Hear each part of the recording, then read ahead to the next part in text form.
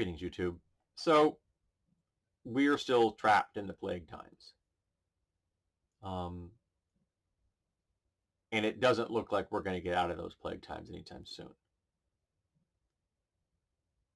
And I don't want to never engage in certain activities that I really enjoy. And one of those things I enjoy is bargain hunting and antiquing.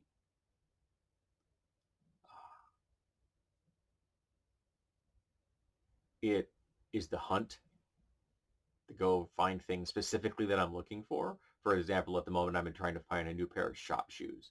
So I'm trying to find a pair of inexpensive shoes that I don't really care a great deal about because they're going to be worn in the shop and I will literally melt them because that's what happened to the last pair. I literally melted the laces and the uppers of my shoes, which is why they are now my shop shoes, but they're falling apart and I need new shop shoes. So I don't want to pay much. I don't want to buy brand new shoes. It would be a waste of resources and such. I would like to recycle someone else's shoes through a yard sale or through a thrift shop. I've had no luck yet. Got really close. Found a really nice set of Keens. They were too darn small, which is a real pity because they had solid treads on the bottom. But to further that end, I have to ease myself back into the world because I have been very uncomfortable with how my fellow citizens have been handling themselves during this pandemic. And essentially for the last year, I walked away from pretty much any interior shopping that was not necessary. So grocery stores and hardware stores for the most part, and occasionally the department stores that's it. I wasn't doing much anything else inside unless I absolutely had to go inside. I was doing yard sales this summer, but the yard sale season is closing. And I'm recording this on October 25th, and there aren't going to be many more weeks where there will be yard sales, though I did do some yard sailing this weekend and actually found a couple of deals. I've got 4 hinges for $1 at one yard sale. It was kind of nice. But I want to go back and do certain things inside. So I tried to get myself into a mental state, figuring out where my comfort level is now. Now in New Hampshire, the last time I checked, it was 2 weeks ago I checked this, 61% of the New Hampshire population has been fully vaccinated, 2 shots or at least one of the J&J, and 71% of the total population has been partially vaccinated. And now they're rolling out boosters. Now I'm actually going to probably try to get a booster, but they're not releasing them to the general public. I'm 57 and a diabetic, so I could probably get one in. I could probably start scheduling an appointment in November if I wanted. The problem is I have a vaccination for shingles. It's a 2-stage vaccination. I had the second shot in December, so I can't have a vaccine too close to that, and that also means that once I get that vaccination, I have to wait a certain amount of time before I get another vaccination. So I'm kind of leapfrogging vaccinations here. Oh, I got 10. Recommendation, don't get the first shingles vaccination and the flu vaccination on the same day. I got a shot in each arm, and they hit me like a sledgehammer. I felt miserable the next day. Shingles was rough. It was not good. I'm not looking forward to the second one, but I also really don't want shingles because it's a vile disease. Go look it up. Don't look at the pictures. Just go look at some of the symptoms and such, and it's not pleasant. It really isn't. And I would like to avoid it, so that's why I'm getting it. I'm getting the vaccine now. And side note, my insurance company thinks there's 2 shingles vaccines, one for people under 60 and one for people over 60, but apparently that's an old model. The new vaccines they're using are a simple 2-stage for anybody who wants a shingle vaccine, essentially. And that's, I'm 57, I want one. So there you go. So I've been trying to figure out where my comfort level is when it comes to the pandemic. And I realized that I can't be inside an enclosed space and sit down. I am not comfortable with the idea of sitting in a concert hall or in a movie theater or going to a restaurant, because not only does that mean you have to sit down, but that means you have to take your mask off. I have been to one sit-down restaurant in the last year, and that was in an incredibly tiny window where I began to feel more comfortable, and then the Delta variant hit, and it really became a big thing. So that tiny window, I felt comfortable when I went to a restaurant, really enjoyed myself, and now I can't go back anymore for who knows how long. So I can't do that in my head. I can't handle that level of risk, but I can be comfortable enough to go into stores that I know are fairly open and I can move around. So Savers and Goodwill are two solid choices because they're large layouts. There's lots of room in there because they're designed for, like, getting two carts. Like Savers is designed to get two carts, shopping carts past each other. So that means there's space. And uh, Goodwill is not usually quite that large, but still, I very rarely have ever seen a Goodwill truly crowded unless there's having some kind of crazy sale. That has happened. It has to happen with Savers too. They're having some real crazy sale. But I don't want to go to those places even before a pandemic when they're having a crazy sale. I'm not that much of a lover of humanity, a bit of a misanthrope. But those kind of open structures, and there's a pawn shop in my area, and in fact, it was a pawn shop where I just picked up this, which is a Gonzo copy of a Spyderco. It's a sweet little knife, though I need to fix the pivots, fix the locks. It's too tight. And I'm okay with that because I have never been in there when there was more than 4 people, and that included the employee.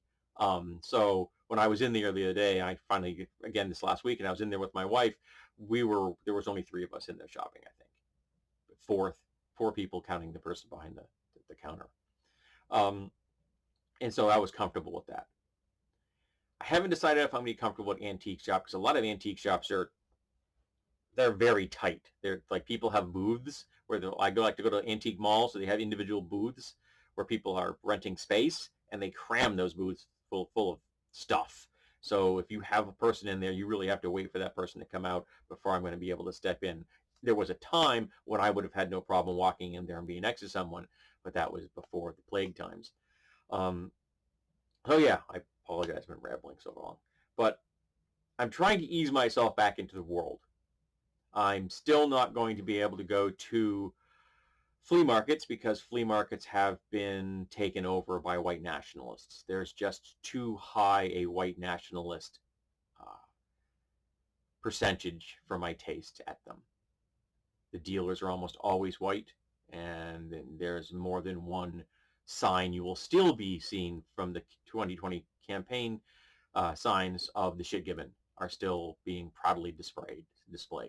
And if I go to a yard sale, and before I get into the yard sale, I see, a sign for the shit given on their building or their lawn or something, I always walk away. I don't want my money going to people who support a fascist, who are publicly declaring they are a white nationalist. I even saw one, I wasn't at a yard sale, but I was having to drive by, and it said, the shit given won. No, the shit given lost. Because, like your other favorite topic of discussing, the Confederacy, you just like fucking losers. So I've been, again, trying to ease myself back into the world. And this is how, at the moment, I'm comfortable with.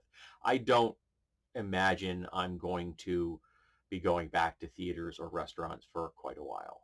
I would be shocked if it's less than a year. If I get to a restaurant next September for my birthday, I will be really surprised. I will. Because we have to get the Delta variant under control. And at the minute, it's not under control by any metric you want to use. And there are places right now where there are governors who are actively trying to kill their constituents, the citizens of the state that they're supposed to take care of. Because remember, when you're elected to a position, you may be elected by the supporters of a specific party. And in America, you got your choice basically between Democrat and Republican. But you're supposed to be in charge of the entire goddamn state. Everyone in the state. Red, blue, purple, communist, socialist, libertarian, Tea Party, doesn't matter. You're supposed to be in charge of the whole damn state, and you're supposed to care about all the people in your state. And yet we have governors who are intentionally enforcing through executive orders policies that are literally killing children. Not figuratively, not theoretically, literally killing children and teachers. Do you know what the current biggest cause of death in America for cops is? COVID-19. Because apparently there's a whole lot of foolish cops who think that they're bulletproof. And they're not. And these people scare the shit out of me. So I'm comfortable enough now to go into thrift shops and maybe pawn shops and stuff that I know about. I know the layout and stuff. I know how the density is as far as customer visits are. But I'm not comfortable enough to sit down in a theater or a concert hall or a restaurant because again, you have to take your mask off in a restaurant because you're going to be eating. In fact, I just ordered 2 new masks from Uncommon Closet, a company that I've reviewed here on my channel before, so that I would have a little bit more variety in my mask type. So that I could, again, I'll be wearing a mask for a while, and I wanted the ones I got from that company are on Etsy are quite good quality, and they have nice slogans. I've got 3 from them so far. I have one that says Black Lives Matter. I have one that says Black Trans Lives Matter. I have one that says fuck racism. The fuck racism is very popular. And I got 2 new ones, which are going to be fitted, not pleated. The 3 I have are pleated. Then the fitted ones are going to have a vertical saying as opposed to a horizontal. And one says Black Lives Matter and one says Black Trans Lives Matter. The fuck racism was not available in the vertical layout. So, yeah, it's going to be a while until I get back into the swing of things, doing everything I want to do when I want to do it. And again, I probably will never go back to flea markets because of the white nationalists. I've seen too much actual legitimate racism at flea markets to ever want to go back. It's not just the passive stuff, it's the conversations you can hear, and it's the actions I've seen sellers take towards people that weren't white. So yeah, I give them my money. I don't want their stuff. They can go to hell. So tell me, how are you easing yourself back into the world if you are? Are you still in lockdown? Are you compromised? Immune compromised. So you're not going anywhere, any place soon for the foreseeable future, and I understand that. And I wish you the best of luck. But are some of you out there feeling more comfortable with going out into the world? And if you are, what is your comfort level? And how are you making yourself feel less anxious and stressed about the fact that we are still in the plague times?